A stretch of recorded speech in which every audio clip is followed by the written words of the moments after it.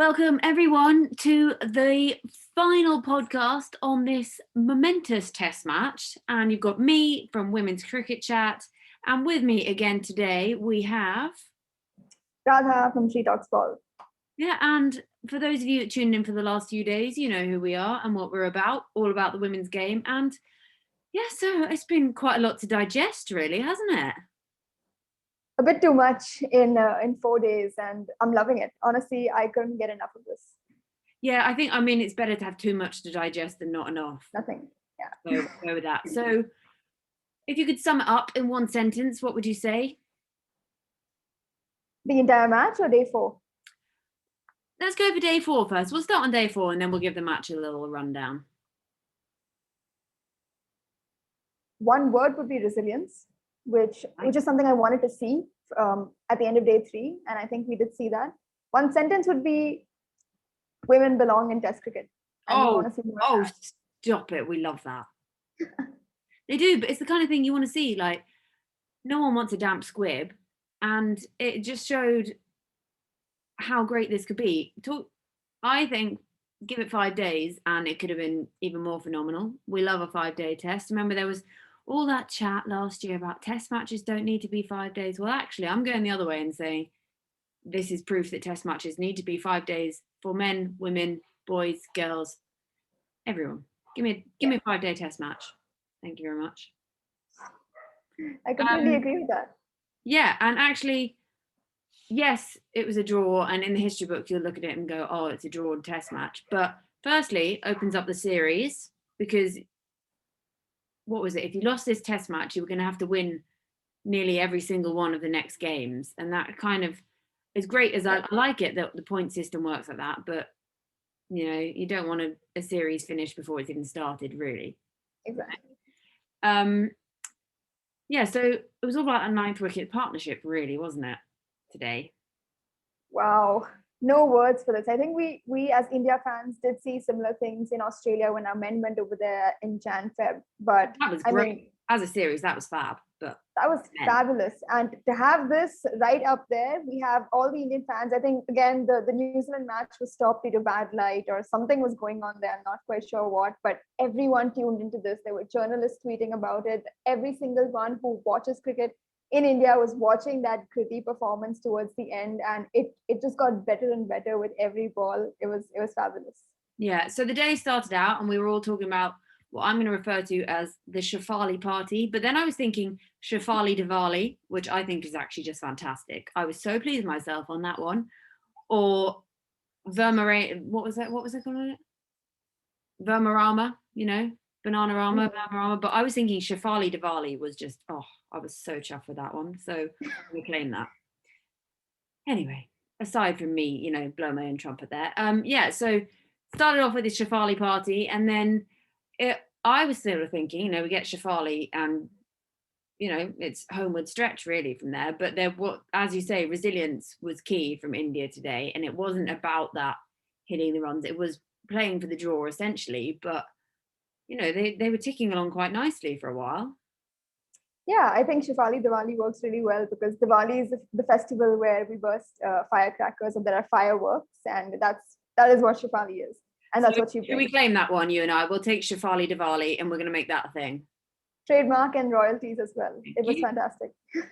But yeah, we needed a gritty performance. We needed Deepti to hang in there. Youngster debut performance, massive innings. In retrospect, it was maybe 7 hours ago that took place, but just as crucial as the one we saw half an hour ago. Definitely. And starting from Shefali to Deepti, then to a little bit of a collapse that we had thanks to the great Sophie Eccleston, and then back to this 9th wicket partnership, it could not be written any better for this match. It really was a week of debutants, really, wasn't it? Which is nice because then it proves that the future is bright for the women's game. Like, we've got all these stars coming through, and within the space of 4 days, they're sort of all jostling for position, be like, nah, I'm the star, nah, it's me, and I love that because, I mean, they do make me feel blooming old, but it's great to watch, and it means that there's so much for the future. We've got our proper gritty veterans like Catherine Brunt, but they won't be around forever. Yeah. And we've already got the others coming through, and I love it.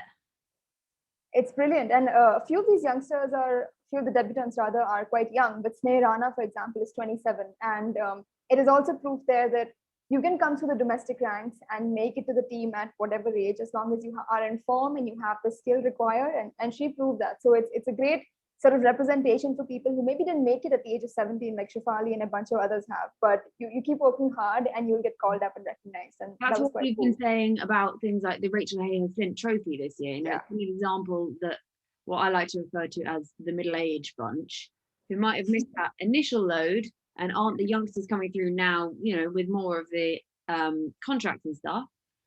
They sort of got that chance now. And it's like Devon Conway in that New Zealand England series. You know, he's what, 29 or something, and made his international debut and was like, oh, I'll just casually score a double hundred. And yeah, you can debut at any age as long as you're in form. What does it matter? Spot on. Yeah, but not on debut, but a bloody shining star, Sophie Eccleston. Let's just have a moment to talk about that, because she can just perform. You know, she just turns it on. I think her left shoulder needs like a month off, because there were 4 fast bowlers, and then anytime they needed a spinner, they were like, Sophie, come back, we need you. Yeah. Heather Knight played a good role there with the part-time spin, but Sophie carried that bowling innings. And to think that England were actually bowling 3 out of 4 days. So Sophie was always at it whenever needed. Yeah. 8 wickets. She actually took more wickets than Mithali scored runs. And that tells you what kind of a performance Sophie had. Quite awesome. Yeah, she really is just top form, and she's gonna look great this summer. You know, there's so much women's cricket, and yeah, she's gonna be on the ice on that shoulder, I think, for the rest of the afternoon. Just shove that shoulder in an ice bath. But yeah, like you said, what, England have been in the field basically solidly for 3 days, and that they did look tired, and that's not because of the lack of Test cricket. I think anyone would be tired after 3 days out in a field like that. Yeah, surely. I mean, that's natural. And that again, there are two sides to it. That if they were looking tired because they haven't played for so many years or months, give them more matches. You know, they'll get up there. That's all. I think that's the answer. Is more matches will help them figure out what it takes to win a test match. Will help them figure out how to space out your innings, strategy, everything that you need to know will come from being there. That's what sport is. It's about the experience. You can't read a textbook and figure anything out. And I think this is just more and more incentive to schedule more test matches. It's 5 days, and we had this one-off test. We could have easily flown over 10 days before and had a second test as well. So I think baby steps, but we need to really grow from here and not just say, that was it, thank you very much, we'll see you next time. Yeah, exactly. And what were the thoughts on where the Indian bowlers can make a difference here? You know, because the English, we didn't see much of them in the last few days, so we haven't discussed them for a while. But what do you think they can do differently looking to the next few games? Yeah, I think the Indian bowlers will be disappointed in themselves, especially Shikhar Pandey, Jhulan Goswami are veterans, needed to be more impactful. And I think the reason they weren't too impactful is, again, a double-edged sword, because they weren't impactful and then Mithali kind of subbed them out for the spinners. But again, if you kept them on longer, maybe they would have settled in and then had some sort of impact. So I think it's a tandem of having the bowlers use their skill, line length, everything, but also having the captain and the management have faith in them and keep them for longer spells and change out less frequently. I think Heather Knight managed her bowlers very well. And you know, in 3 days, it's very crucial the way you sub in and sub out all the bowlers. But I think the Indian bowlers could have had better, longer spells just to settle in, kind of match their rhythm with the bowler bowling on the opposite end. And I think it's a good start, but they will feel much more comfortable going into the limited over series and taking it from there. Yeah. And we've got our girl, Catherine Brunt. What an absolute blinding catch she took today. Oh, let's have a Catherine Brunt moment. Yeah. Oh, she's just so good.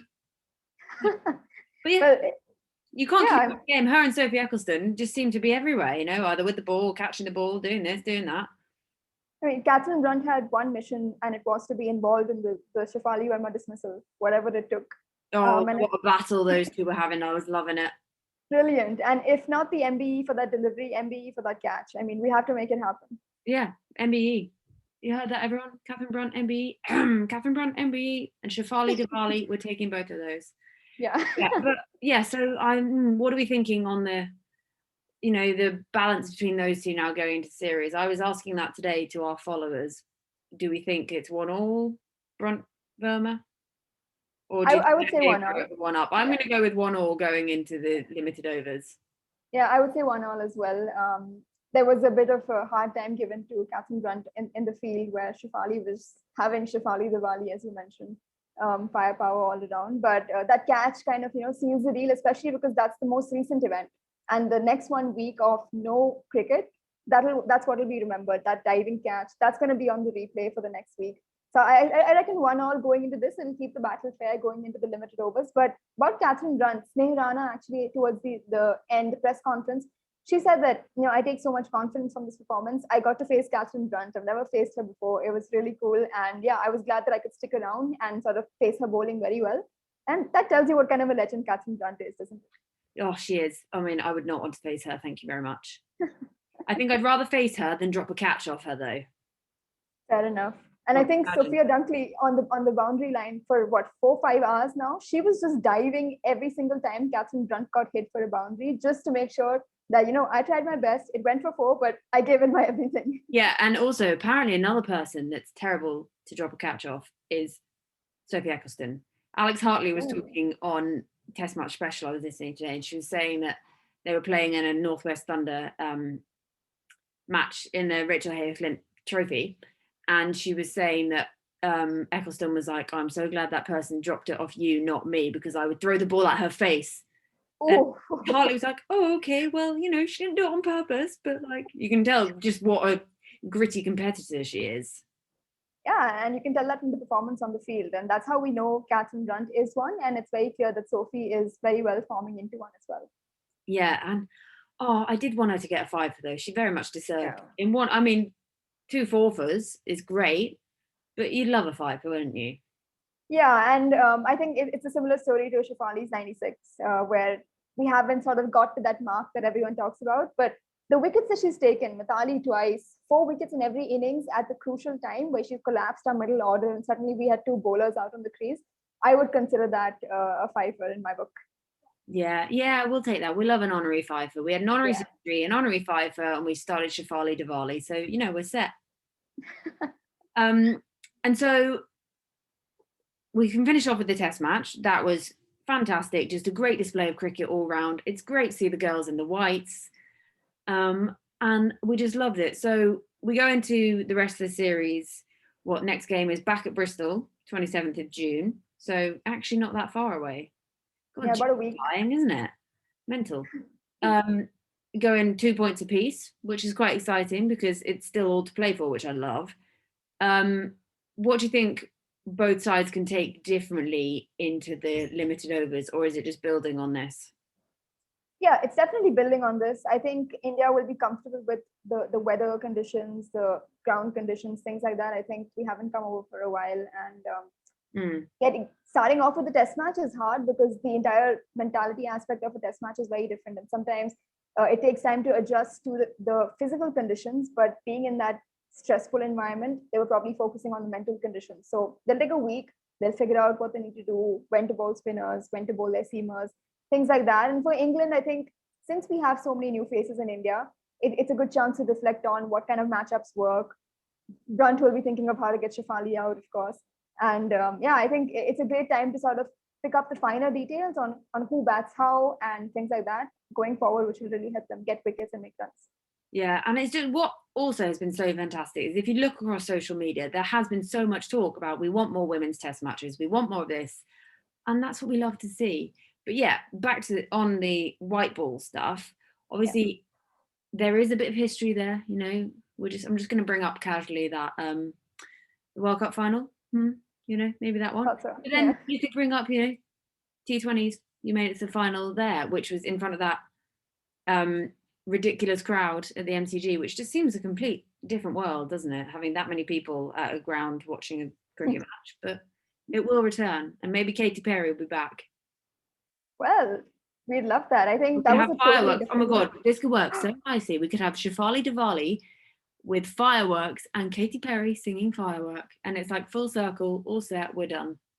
Holy Trinity. I think we've nailed it. We've cracked this. Yeah, I think we can go for the mic drop, the Joe Root mic drop. There and then crashed it.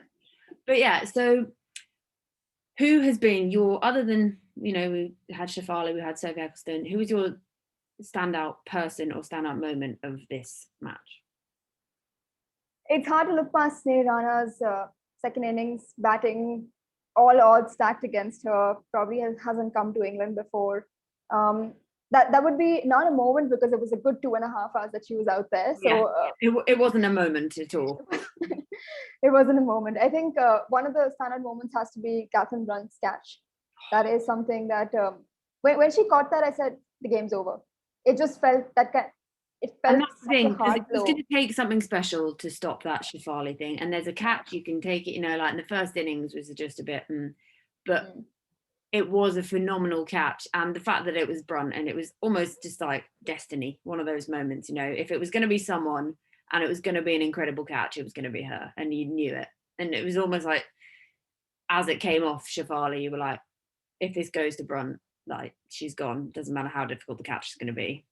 Yeah, and the roar after she caught it tells you everything about that. So that has to be one of my highlight moments of this test match. Being an Indian fan doesn't matter. It was quality build up to that catch. The rivalry that they've had for the past couple of days was incredible. And yeah, I definitely say that kind of tipped everything a little more, made everything rock the boat a little bit. Suddenly we were like, what's going to happen here? It's going to take some new person to again dig deep. Shafali did it in the first innings. We're going to need somebody else to do that, and that set up the stage for Sneh Rana, Tanya Bhatia towards the end. Towards the end, I mean, we really took the game away from England. Like, if we'd gone on for 10 more overs, I think Sneh would get 100, Tanya would get a 50. I think those innings are sort of immortal now in Indian fans' mind. It was quite something. Yeah, it really was. And what also was so great was how it was like shown everywhere. I don't know if you managed to view it as easily in India as we could, but like, it was streamed on TV, it was all on the radio, it was everywhere, people tweeting about it and everything. And it's just so nice to see how much appreciation it's actually getting, and not just because it's this test match. It could have been like, oh yay, it's a test match, and then it could have been rubbish, but it wasn't, and it lived up to everything it should have done. There wasn't a win-loss result, but like I said earlier, the real winner was cricket.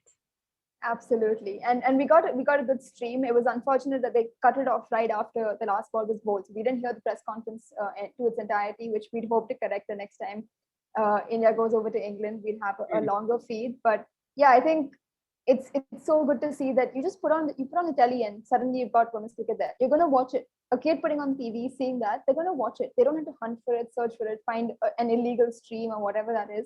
That's massive, and as soon as you make it accessible, people will automatically watch. I think that's just I think this is a great example of that. Like, we've managed to connect across the world just through women's cricket. So get anyone anywhere. I'll have to get my England shirt next time. I think I think I am gonna have to. Don't tell England. I'm gonna have to get some kind of Shafali shirt. I think. Also, I love the retro Indian shirts, and if I can, maybe I'll go for a retro Indian one with a Shafali on the back, and just don't tell anyone. I'll send you one. Don't tell. You can have an Eccleston. Oh, I love that. Yeah, see, there you go. Oh, also, can we just have a little moment yesterday for Eliza yesterday? The love for her, and what a gal. So good. It was so good. I'd definitely be up for getting more young girls on like that. That was heartwarming, and I shared that video with everybody because it was so special. She was great, and she just like chatted away, and I loved her. Yeah. We were trying to when we were trying to get a picture of her for afterwards, and her mum was like, she's already in her pajamas. Don't worry, she's got the shirt back on, any excuse. And I was like, that's great. She probably slept in the end. I would have done at that age / now. But yeah, so I think, no one needs to listen to us talk too much because it has been amazing. And hopefully there'll be some more highlights. The last thing I wanted to bring up was the topic which was on everyone's lips at the beginning of the test, and luckily it didn't dominate too much or take over the play, was the used pitch. And actually it didn't come into play too much in the end, which is great, because that would have just been so awful if this amazing moment for the game was ruined by something like that. Yeah, that was actually good, because we don't want external factors playing into something. We'd like to see a win or a loss or a result or not, depending on the skill executed by the players themselves and all the hard work they put into it. So it was good to see. I think another point was the overlapping test match, which first day was washed out. I think the weather gods are women, and the weather gods support women in test cricket, because we got to see a full day of India women without the men having to overshadow that. So that was another positive, I think. And going Thank forward, you, Mother Nature. always Not Father supporting us. Nature, Mother Nature Mother got our Nature. back. Yeah, so I think those two were the main talking points, and I'm glad that they didn't interfere too much. Yeah. And I just want to finish with, like you said earlier, your tweet from today and what you said earlier. Say it with you. Women belong in Women belong in Test cricket. And we love it. And I think we can round off with that. What do you think? Sounds like a plan. Yeah. So the things I can conclude from today: women belong in Test cricket. Shafali Diwali and get Katy Perry back on cricket. Perfect. For that firework moment. And it's just been so lovely. So thanks everyone for tuning in to listen to our musings. Sorry, it's only been the two of us the last couple of days, and my dog barking a lot in the background. Thanks to Eliza and her mum for joining us. And there'll be more of these going on. Just keep supporting the women's game, everyone. We'll have Radha with us hopefully throughout the rest of this series, but we have to appreciate that we're making her stay up very late for this as well. So thank you for that one. And thanks everyone. Just keep supporting the game, doing what you do. Follow us all. I'm at Georgie Heath 27, and then we'll also, you know what we're doing on our Women's Cricket Chat Twitter. And Radha, where can our followers and viewers find you? You can catch me at She Talks Ball on Instagram and Twitter. There we go. So thanks everyone, and hope you enjoyed the game. Hope you enjoyed our chatting. And yeah, it's been great. Take care.